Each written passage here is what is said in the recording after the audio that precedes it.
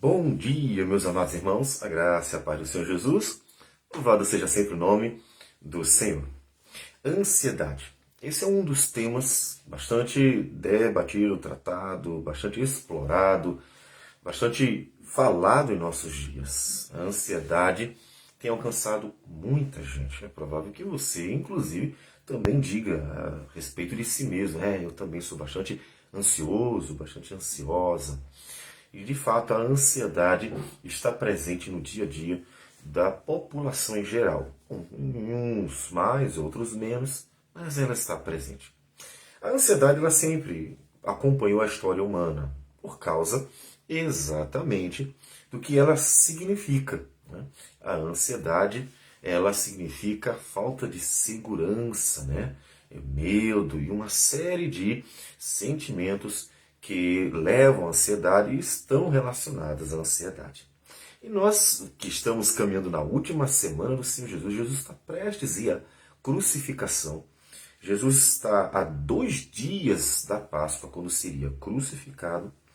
E Mateus 26, versículo de 1 a 5, nos diz o seguinte: Tendo Jesus acabado todos estes ensinamentos, disse a seus discípulos: Sabeis que daqui a 2 dias celebrar-se-á a Páscoa, e o Filho do Homem será entregue para ser crucificado.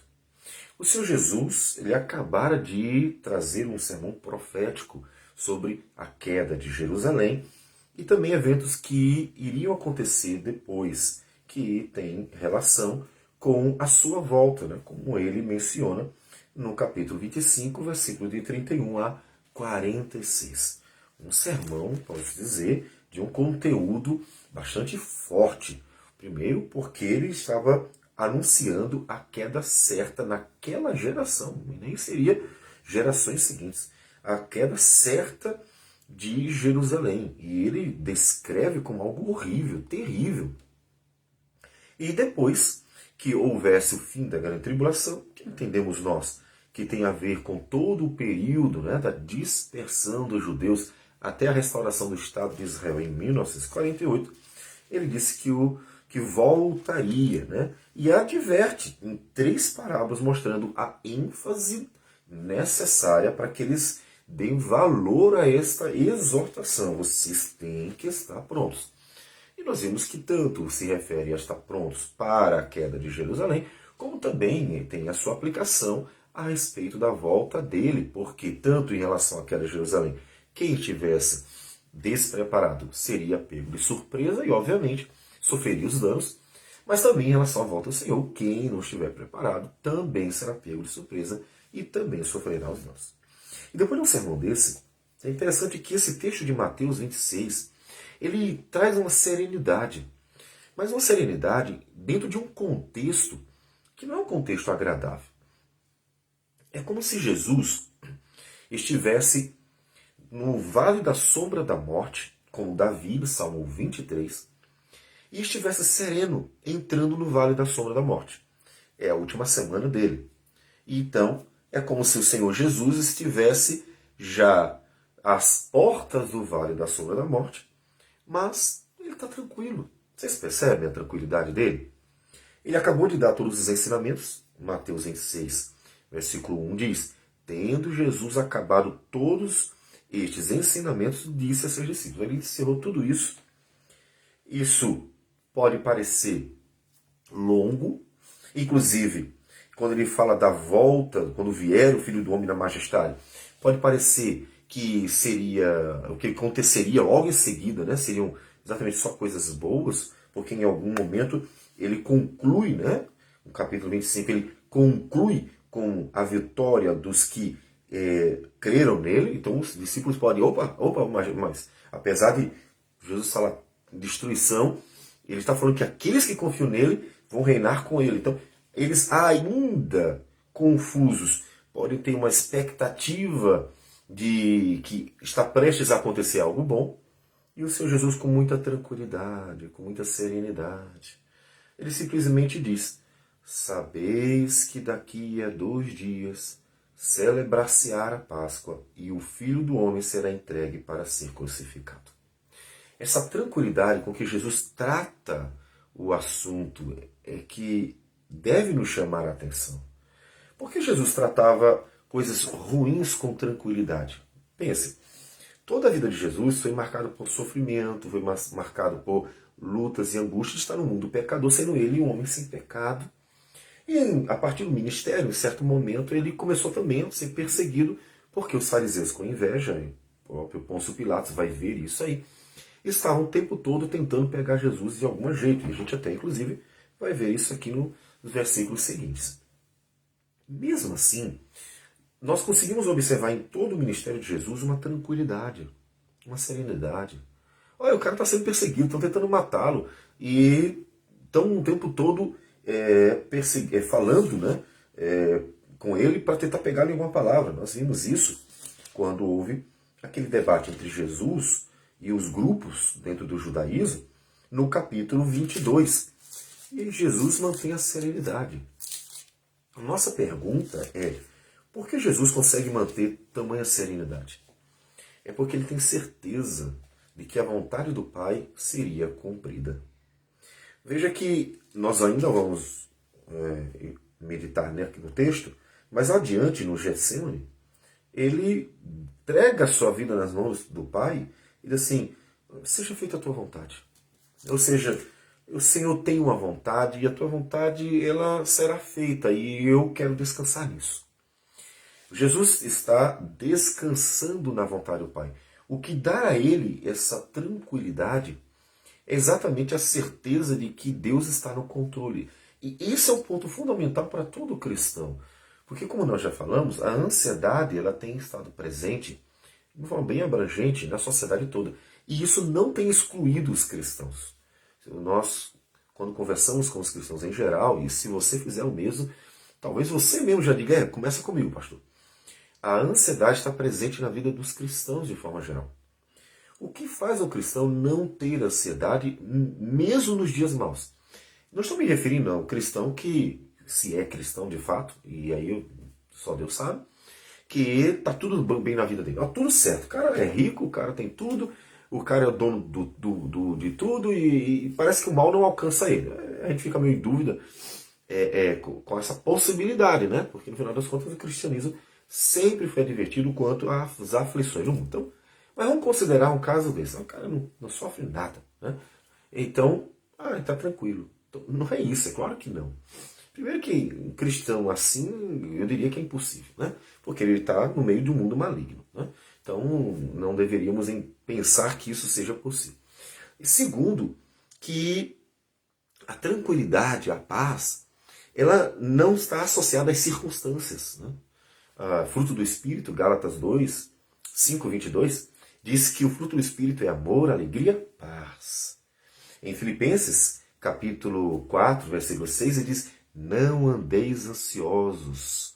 E Pedro, Jesus, outros vários textos vão convocar aqueles que creem nele a descansar o coração a despeito das situações.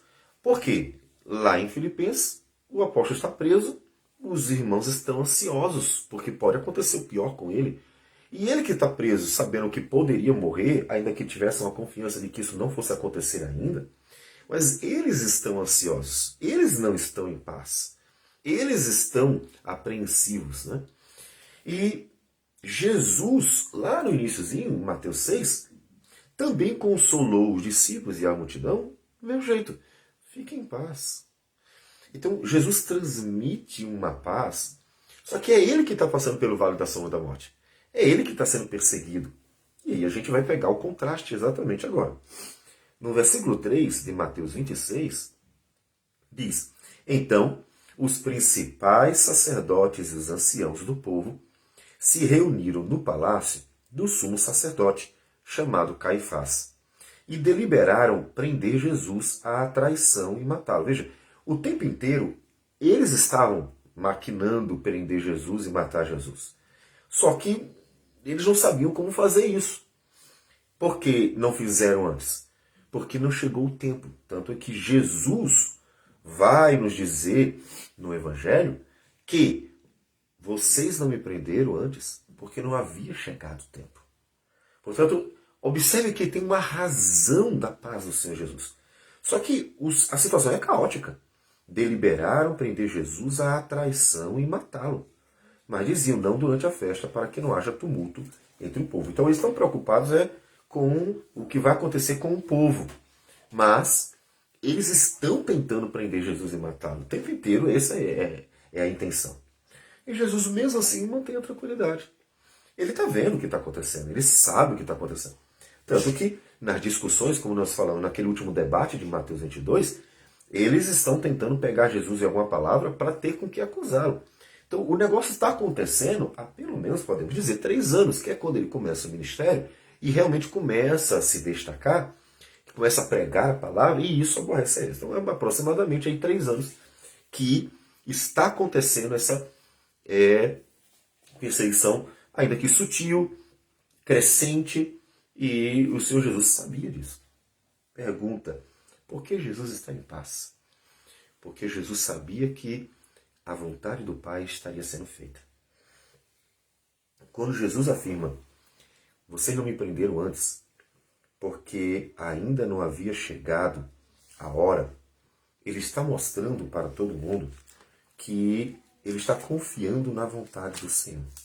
E essa é uma grande exortação para nós hoje, porque nós precisamos descansar no Senhor. Nós precisamos confiar no Senhor. Nós precisamos realmente, nos momentos principalmente difíceis, nós precisamos olhar para o Senhor e dizer, Senhor, eu não estou no controle, eu não consigo, mas o Senhor está no controle. Essa é a grande dificuldade que nós temos visto nos cristãos, é conseguir ver um Deus em ação. É que, infelizmente, com uma série de movimentos, o liberalismo teológico, movimentos dentro do próprio evangelicalismo, que transformaram a cristandade numa salada de fruta, a queda das denominações tradicionais ou históricas, que estão cada vez mais sucumbindo e se perdendo, pelo mundo todo, por sinal. Então, toda essa apostasia que está acontecendo tem feito com que cristãos eles não se sintam seguros de jeito nenhum. E essa segurança ela é necessária. Até a doutrina, né, como aquelas doutrinas que vão contra o ensino bíblico da segurança da salvação. Então, estimulam uma ansiedade.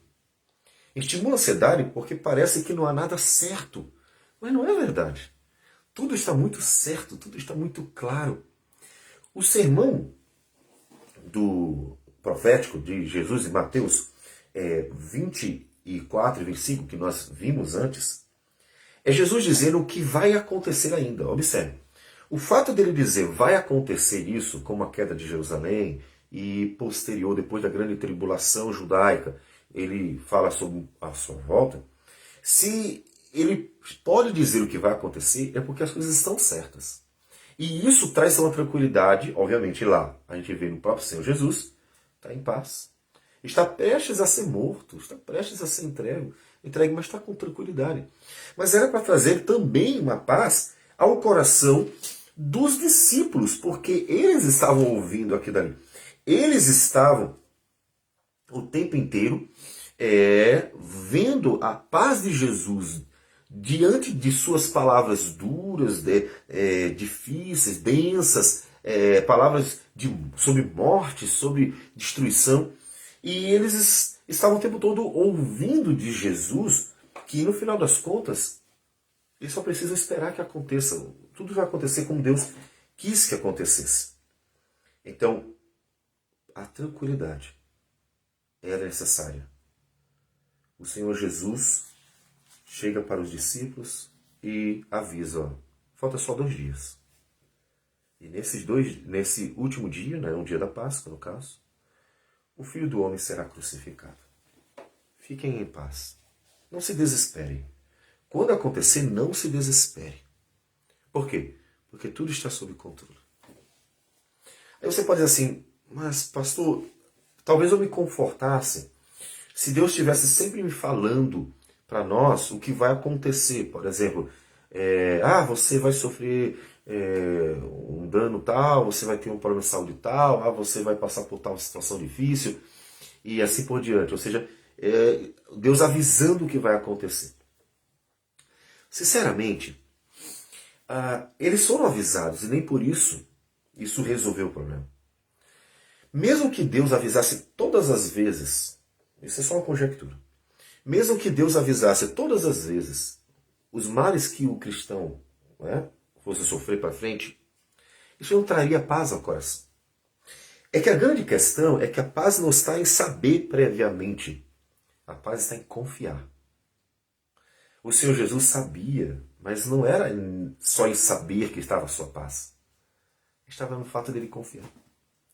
Porque você hoje, ainda que não saiba os problemas que você vai ter na sua vida, os males que vai sofrer nela, você sabe sim uma série de advertências que o Senhor Jesus, o próprio Senhor Jesus, e aí os outros também, os apóstolos também deram, e até no Antigo Testamento, sobre o que é o mundo e o que esperar dele.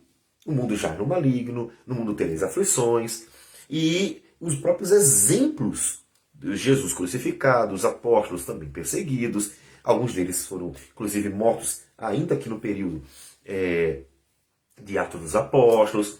Então, você não só tem advertências, mas você tem exemplos dados para que você espere, obviamente, do mundo sempre algo semelhante. Ou seja, não confie. Não confie. Não é que no mundo só vai ter isso, né? As pessoas fazem coisas boas, sim. A gente está vendo o voluntariado em cidades aqui do Rio Grande do Sul que foram afetadas com a enchente. E as pessoas se dispondo a trabalhar, pessoas vindo não só de outras cidades, mas pessoas de outros estados, pessoas as mais variadas. Então as pessoas estão ajudando. Mas assim, tá vendo? O homem é bom, sim.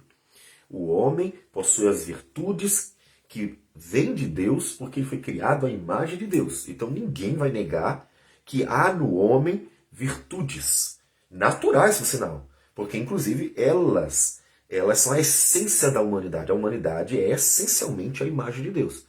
E não o pecado. O pecado é um acidente. O pecado entrou na vida humana e vai ser tirado. Tudo que é essencial não pode ser tirado do homem. O que é acidente pode se perder, porque não é a essência. As virtudes ou a imagem de Deus é a essência. Ela pode ser deformada, mas não tirada. Por isso, até o pior dos homens pode fazer coisas boas, de fato. Mas o pecado está no mundo. Então não vamos esperar do mundo só coisas boas. A gente de vez em quando vai ver alguém fazendo alguma coisa boa. Mesmo pessoas que você pode dizer assim, olha, não esperava de fulano tal coisa boa. Então, mas você não vai esperar do mundo só coisas boas. Então Jesus advertiu. Então o ponto central aqui dessa tranquilidade de Jesus, de lidar com o fato de que ele sabia que os sacerdotes, os fariseus, os saduceus, talvez até herodianos, esse grupo que no Mateus 22 estavam ali tentando pegar Jesus em alguma palavra, ele sabia que eles, inclusive a liderança, para piorar, né? Os principais sacerdotes e os anciãos do povo, todos os principais, os líderes do judaísmo, né? Então líderes político-religiosos, eles se reuniram no palácio do sumo sacerdote, chamado Caifás, e deliberaram prender Jesus à traição e matá-lo. Jesus sabia. Por que Jesus não está ansioso? Por que Jesus não está preocupado? Porque Jesus está em paz, sabendo que eles intentavam há muito tempo prendê-lo e matá-lo. Porque não só ele sabia, porque ele confiava. Esse é o pontinho que você precisa ter. Você precisa confiar. Quando, repetindo um dos textos que eu mencionei já, Filipenses capítulo 4, versículo 6, nos exorta, dizendo, não andeis ansiosos de coisa alguma, em tudo, porém, sejam conhecidas diante de Deus as vossas petições, pela oração e pela súplica, com ações de graça. Ele não está apenas dizendo assim, você precisa saber o que vai acontecer. Não. Ele não está dizendo que você tem que conhecer o futuro, ele está dizendo que você precisa confiar. Caso Deus tenha dito alguma coisa, por exemplo, o apóstolo Paulo, ele foi avisado, antes de ser preso em Jerusalém, ele foi avisado de que isso aconteceria. Então ele sabia. Quando ele está já naquela período final, naquele período da sua jornada ministerial, que é o período final em que ele vai ser preso e vai começar todo aquele processo rumo até Roma, ele sabia. Mas o que ele está dizendo aqui não é você tem que saber o futuro para poder descansar em Deus. O que ele está dizendo é você precisa confiar em Deus para você descansar em Deus. Então não é uma questão só de conhecimento. Ainda que Jesus tivesse conhecimento sobre o que iria acontecer. É muito mais uma questão de confiança. O não andar ansioso não está associado a saber o futuro, mas a confiar no Deus do passado, do presente e do futuro.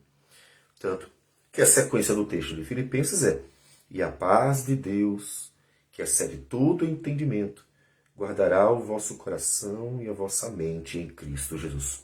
Pense, voltando aqui para Mateus 26. Os discípulos poderiam olhar para Jesus e dizer: Jesus, como é que o Senhor consegue ficar em paz? Como é que o Senhor consegue ficar em paz sabendo que vai ser morto? Sabendo que estão, nesse momento, se reunindo para ver como prendê-lo e matá-lo. Como é que o Senhor consegue ficar em paz? E é o que eles viam em Jesus. A serenidade de quem, apesar de saber todo o mal que iria sofrer, imagine, não era só a morte, Peibuf matou. Jesus ia passar por um sofrimento. A sua crucificação seria antecedida por alguns dias de sofrimento, de maus tratos, né? Que ele seria preso logo em seguida, e de um dia para o outro, antes de ser morto, ele passaria por todo aquele percurso, né? Indo à cruz, percurso de sofrimento. E, além disso, toda a dor em sua alma, de ter que carregar o nosso fardo e sofrer a ira de Deus. Então, tudo isso ele sabia. Como é que o Senhor consegue ficar em paz? Ele confiava no Pai. Esse é o ponto fundamental, que, como nós já mencionamos, ele demonstrará melhor logo em seguida, quando vai orar no Getsêmani, dizendo: Pai, meu Pai, se possível, passa de mim este cálice. Todavia não seja como eu quero, e sim como tu queres. Ele está sofrendo as angústias de sua alma, mas ele está confiante. O que você precisa, o que nossa geração precisa diante das lutas, inclusive falando de forma bem geral, porque acabamos de passar por uma pandemia, o mundo está vendo uma série de catástrofes acontecendo, e é provável que outras maiores ainda aconteçam no decurso desses próximos anos. Parece que a natureza está um pouco conturbada, né? E, diante de tudo isso, então eu poderia dizer que, relacionado ao mundo inteiro, não só aos cristãos, como você está? Se falar especificamente sobre a vida cristã e todos os danos de estar no mundo que já no maligno, e ter que sofrer no trabalho, ter que sofrer em casa, e ter que sofrer na rua, e ser perseguido aqui, ali e acolá, e ver a maldade dos homens ao redor o tempo inteiro, e infelizmente até dentro da cristandade, como você lida com isso? Como é que é possível ter paz? É possível ter paz não apenas porque você sabe o que Deus já falou antes, está escrito sobre o que aconteceria. Isso ajuda a ter paz. Saber o que há de acontecer, saber o que Deus nos avisou, ajuda a ter paz. Inclusive, por isso Jesus avisou várias vezes para os discípulos também. Olha, eu estou avisando antes, para quando acontecer vocês lembrarem. Eu avisei. Isso, de um lado, confirmaria, né, que Jesus é o Senhor e tudo que ele estava falando era verdade, mas também traria conforto aos discípulos, porque ele avisou, então você já sabia o que ia acontecer. Mas o principal não era porque sabiam ou porque sabemos que o mundo já é no maligno porque a Escritura avisou, mas é porque confiamos. Você pode saber tudo, se você não confiar, não vai fazer diferença nenhuma. Você pode conhecer a Bíblia toda e ainda assim viver ansioso, por não conseguir confiar que o Deus que revelou a Escritura, ele está presente, é real, e estará atuando segundo a sua vontade para que todas as coisas se cumpram segundo o seu querer e nada fugirá. Então, o grande segredo, a grande questão é o quanto você confia que Deus é o Deus do passado, do presente e do futuro. O quanto você confia que nada é igual, muito menos maior a Deus. Quanto você confia que Ele é fiel e verdadeiro e que, portanto, nunca nos enganaria, jamais nos enganará. O quanto você confia que o seu amor é, de fato, um amor que sobrepuja em muito ao amor que você já experimentou dos homens. Os homens dizem que amam e logo estão matando. Mas um amor de verdade. Então, o quanto você confia em quem Ele é e o quanto você confia naquilo que Ele prometeu. O quanto você confia no ser de Deus, Deus de toda virtude, de toda santidade, de todo poder, de toda glória, de todo amor, e que decidiu amar a gente, mesmo sem a gente merecer. Isso já deveria ser um grande conforto, porque, como diz Paulo em Romanos capítulo 5, versículo 8, que Deus prova o seu próprio amor para conosco, em que Cristo morreu, sendo nós ainda pecadores, e depois lá na frente, em Romanos 8, ele aplica: se Deus não poupou nem seu Filho, antes o entregou por nós, como é que ele não vai cuidar do resto? E ele aplica, olha, você percebe, ele nos amou quando nós éramos rebeldes. E depois que nós somos cristãos, você acha que ele não vai amar menos, ou vai tratar de uma forma pior? Então ele mostra que há uma lógica, é necessário a gente entender que o amor dele é permanente. Então, o quanto você confia em quem Deus é e o quanto você confia, portanto, no que Ele nos falou. Aí é a Escritura. Então, o quanto você confiar em Deus por quem Ele é e o quanto você confiar pelo que Ele fez e prometeu fazer, ou seja, não é só, Ele fez, mas é passado, história. E aí a gente fica sem... E aí, no presente é o quê? Não. É o que Ele fez, como diz o apóstolo em 1 Coríntios capítulo 10. Fez para o nosso ensino. Então ele pega tudo que Ele fez no passado e aplica ao presente da igreja, dizendo o que Ele fez é para nos ensinar um monte de coisas. E uma das que eu posso dizer é o quanto você pode confiar no poder dEle, na graça dEle, na misericórdia dEle, no amor dEle, na justiça dEle e assim por diante. Então, a história revelada, ou a revelação da história da salvação, é para aplicação nos nossos dias, para você confiar. Para quando você também passar pelo vale da sombra da morte, como Davi, para quando você for perseguido, como ele foi de Saul, para quando você tiver lutas gigantescas, como Gideão, que teve que enfrentar 135 mil homens com apenas 300. Para quando você estiver debaixo do jugo pesado de um governo tirano, e Deus, sabendo que Deus é poderoso para libertar, como fez com Israel, que estava no Egito, e assim vai. Para você confiar em Deus. Então, o que vai ser determinante no seu estado de espírito, frente a um mundo que jaz no maligno, e que o tempo inteiro vai tentar nos destruir, vai tentar nos fazer mal, como fez com Jesus, e Apocalipse fala que Satanás está sempre perseguindo a igreja. O seu estado de espírito dependerá da sua confiança em Deus. Até mais do que do seu conhecimento do que vai acontecer. Mas da sua confiança. Porque saber e não confiar não vai resolver nada. Se você sabe tudo que Deus nos ensinou sobre quem Ele é, tudo que Ele revelou sobre o que Ele fez e faz, se você não confiar, não vai adiantar de nada. Então, a cura para a ansiedade é a confiança. Porque a ansiedade tem a ver com medo, tem a ver com insegurança, tem a ver com dúvida, tem a ver com uma instabilidade emocional, tem a ver com a falta de controle, e você quer ter controle, todo mundo quer ter controle, né? Quando você olha para a poupança e a poupança está cheia mesmo. você se sente confiante.